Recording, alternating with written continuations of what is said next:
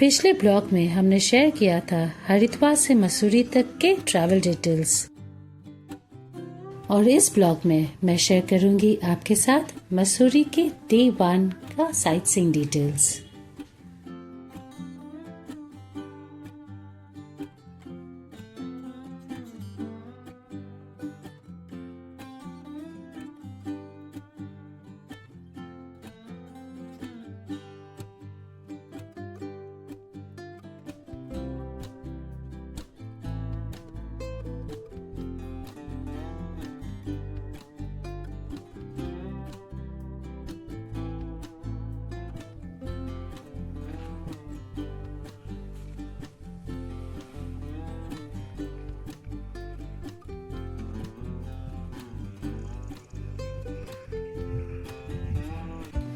कल रात इस चिंता के साथ सोए थे कि पता नहीं कल भी बारिश हमारे सपनों पर पहरा देगी या नहीं। लेकिन नई सुबह एक ऐसा संदेशा लाई जिसने सारी चिंता एक पल में मिटा दी।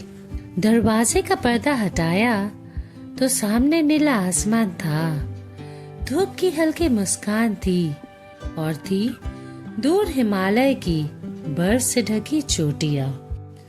ऐसा लगा जैसे मसूरी कह रही हो, कल तो तुम्हारी परीक्षा थी, आज मेरा असली रूप देख लो। खुशी से भरे कदमों के साथ हम तफरी करने पहुंच गए लाइब्रेरी चौक। 2 काम बहुत जरूरी थे, पहला गर्मा गर्म चाय और दूसरा अगले कुछ दिनों के लिए एक हमसफर ढूंढना जो हमें मसूरी के अनजाने रास्तों तक ले जा सके। लाइब्रेरी चौक के टैक्सी बुकिंग स्टॉल पर फिक्स रेट की वजह से बार्गेनिंग का कोई झंझट ही नहीं था। कैब बुकिंग के लिए मसूरी में ये सबसे बेस्ट ऑप्शन है। यहाँ से हर साइट सीइंग के लिए कैब अवेलेबल है।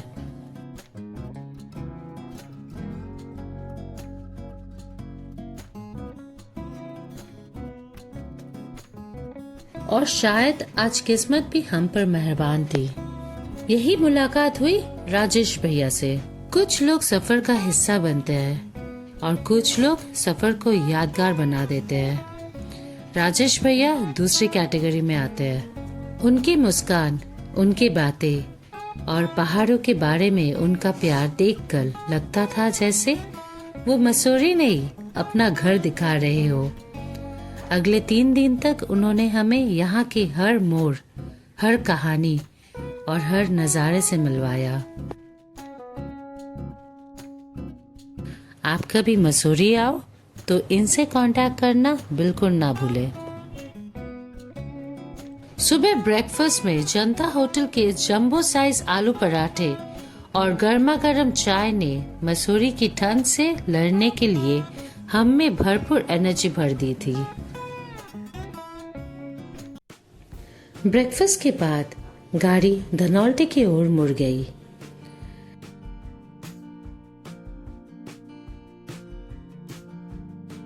रास्ता देवदार के घने जंगलों से होकर गुजरता था। कभी धूप पेड़ों के बीच से झांकती तो कभी बादल सड़क पर उतर आते।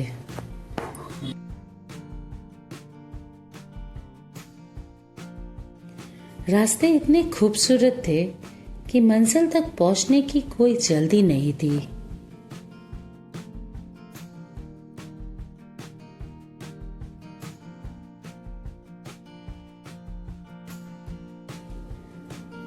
नजारे ऐसे थे कि हर मोड़ पर रुकने का दिल करता था।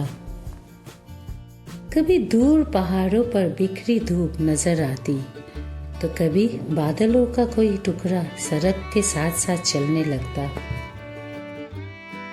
ऐसा लग रहा था जैसे सफर खुद हमसे कह रहा हो, आराम से चलो, आज कहानी मंजिल की नहीं रास्तों की है। दूर बर्फ से ढकी हिमालय की चोटियां पूरे नजारे में 4 चांद लगा रही थी। दूर दूर तक फैले पहाड़ और उनके ढलानों पर बसे छोटे छोटे गांव ऐसे लग रहे थे जैसे किसी पेंटर ने बड़े प्यार से कैनवस पर उतार दिया हो। हर मोड़ पर एक नया पोस्टकार्ड था, हर नजारा एक नई कहानी सुना रहा था।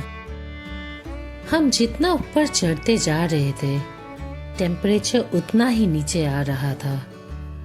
हवा में ठंडक बहती जा रही थी और हमें एहसास हो रहा था कि हम वाकई पहाड़ों की गोद में पहुंच चुके थे।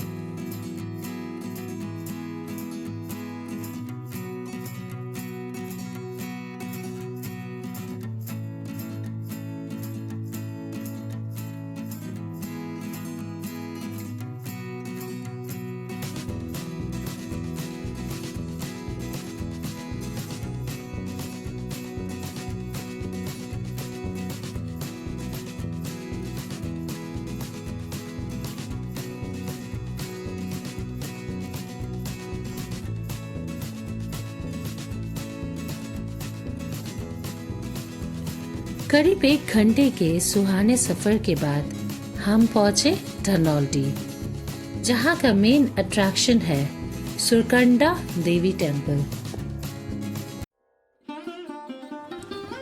अब हम बढ़ रहे थे सुरकंडा देवी मंदिर की ओर।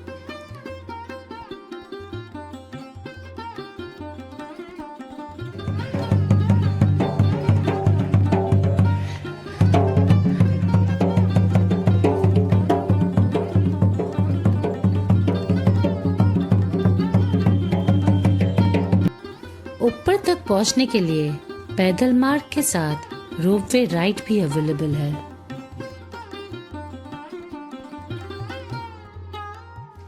$2026 करंट रोपवे चार्ज है।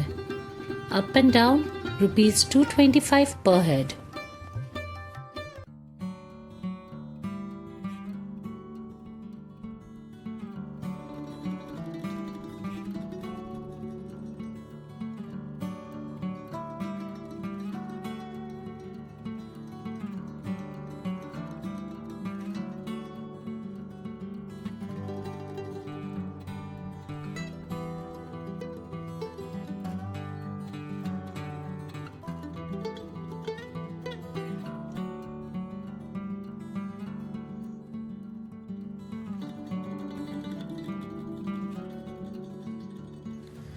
बस कुछ ही पलों की ये उड़ान होती है, लेकिन इस राइड के दौरान दिखने वाले पहाड़, घाटियां और बादलों के नज़ारे आपको जिंदगी भर याद रहते हैं।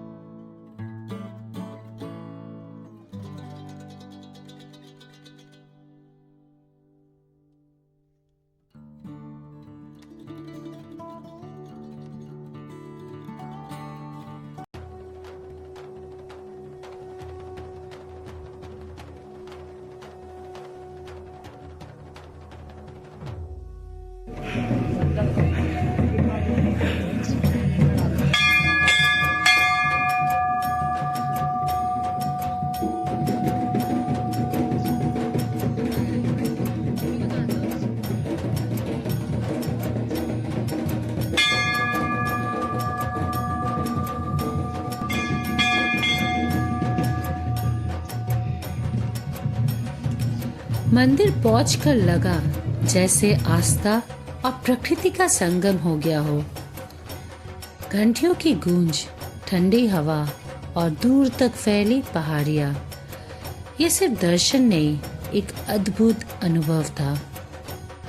सुरकंडा देवी मंदिर 51 शक्तिपीठों में से एक माना जाता है। मान्यता है कि माता सती का सिर यहाँ गिरा था।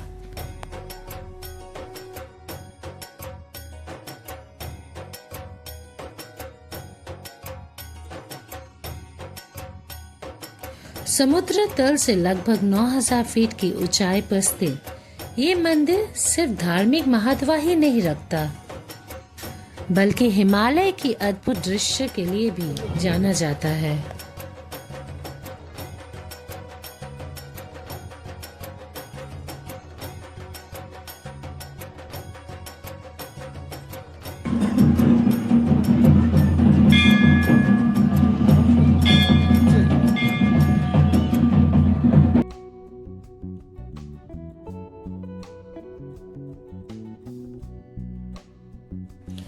यहाँ खड़े होकर लगता है जैसे आसमान बस कुछ ही कदम दूर हो।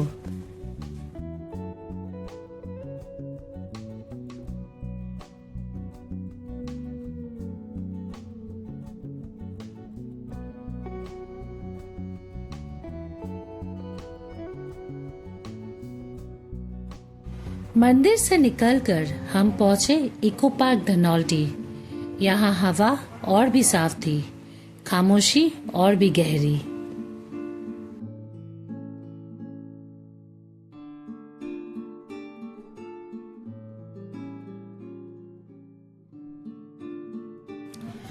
देवदार और ओक के घने पेड़ों से घिरा ये इको पार्क धनौल्टी की सबसे सुकून भरी जगहों में से एक है।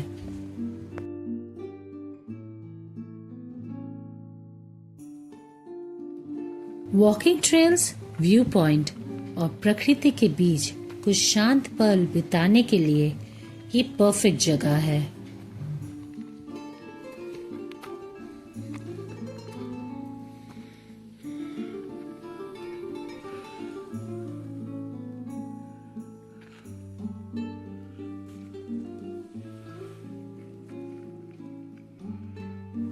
कभी कभी नेचर को महसूस करने के लिए शब्दों की नहीं, बस कुछ पल की जरूरत होती है।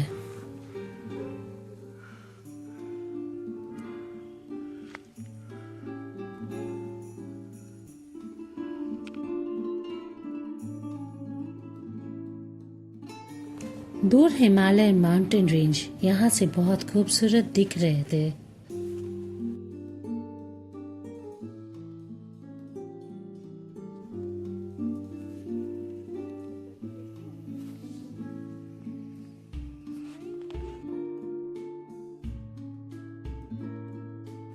कुछ समय इन खूबसूरत वादियों में बिताकर हम यहाँ से आगे बढ़े।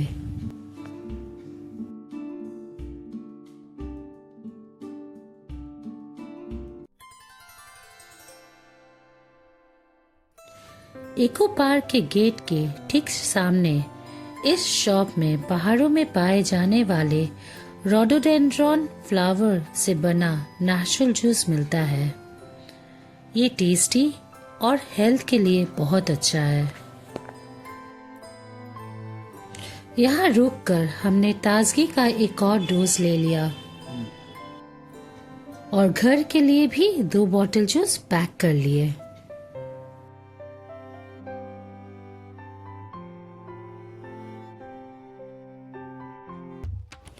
लंच के लिए हम पहुंचे कविता रेस्टोरेंट। भूख और पहाड़ी मौसम का एक पुराना रिश्ता है। दोनों साथ मिल जाए तो साधारण खाना भी दावत लगने लगता है। लेकिन पहाड़ों के मौसम पर भरोसा करना भी एक एडवेंचर है। अभी धूप खिली थी और कुछ ही देर बाद बादल फिर से अपने प्रेजेंस दर्ज कराने लगे। लंच के बाद हम वापस मसूरी की तरफ निकल पड़े। यहाँ कई एडवेंचर स्पोर्ट्स के ऑप्शन भी है, पर समय कम होने के कारण हम वहाँ नहीं जा पाए।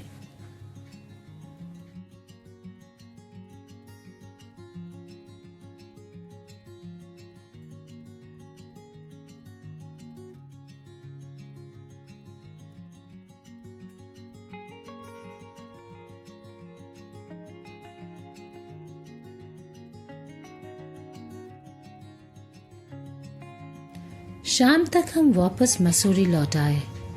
पैर थक गए थे, लेकिन दिल पूरी तरह भर चुका था।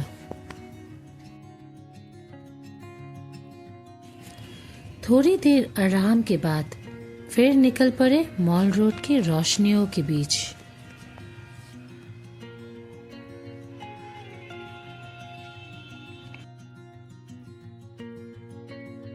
मसूरी की शाम में वाकई कुछ जादू है। यहाँ वक्त भागता भी है और यादें ठहर भी जाती है। मसूरी मॉल रोड पर हर शाम ये स्ट्रीट डांसर्स ऐसे जादू बिखेर देते हैं कि हर गुजरता मुसाफिर कुछ पल के लिए ठहर जाता है।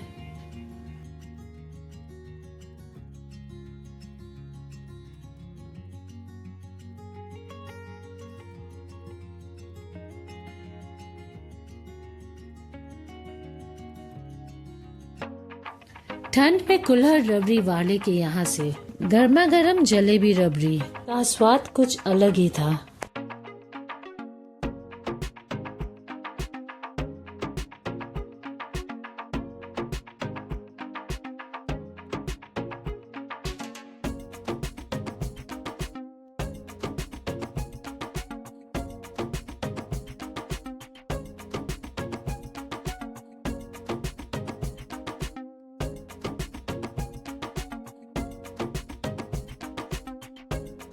इसके बाद हम पहुंचे यहाँ के iconic outlet Mussoorie sweet shop में। कपकपाती ठंड में अगर गर्मा गर्म दूध और हॉट गुलाब जामुन मिल जाए तो जीवन धन्य है। डिनर में चाउमीन खाने के बाद होटल लौटते वक्त एक बात बार बार दिल में आ रही थी। कल तक जो मसूरी बादलों के पीछे छुपी हुई थी, आज उसने अपना हर रंग, हर नजारे और हर मुस्कान से हमारा स्वागत किया था। सफर का दूसरा दिन खत्म हो रहा था, लेकिन मसूरी अभी अपनी और भी कई कहानी सुनाने वाली थी। वीडियो पसंद आया तो लाइक, शेयर एंड सब्सक्राइब जरूर करें। मिलते हैं अगले ब्लॉग में। Till then keep exploring.